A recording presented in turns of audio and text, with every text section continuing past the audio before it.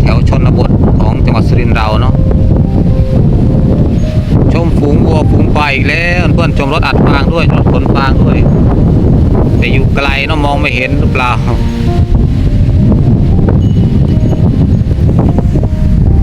เดี๋ยวแป๊บหนึ่งเดี๋ยวขยายให้ดูนิดหนึ่งเนาะเพื่อจะมองเห็นลมก็แรงด้วยวันนี้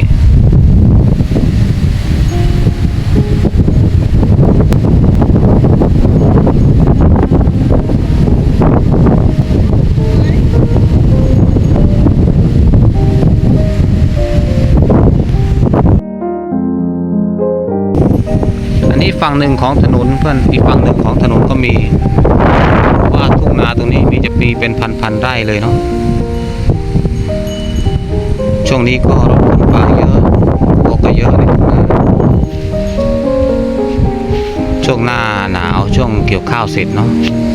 แต่ช่วงหน้าฝนก็จะอยู่ตามสวนจะไม่รู้ว่าอยู่ตรงไหนบ้างเนาะแต่เวลาช่วงหน้าหนาวนี่เลยปล่อยออกมาเต็มทุ่งนา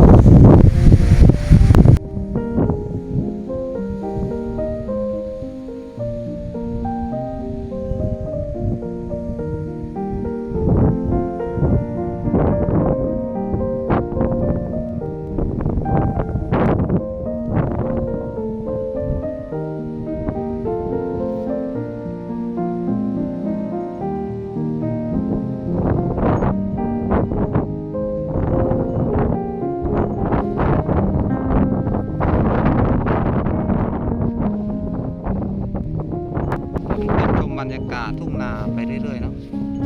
ชมรถขนฟาง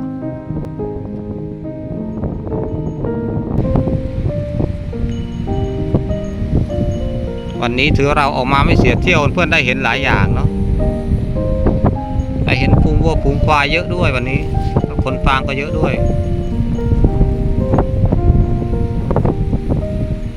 คึกคักมากในทุ่งนาวันนี้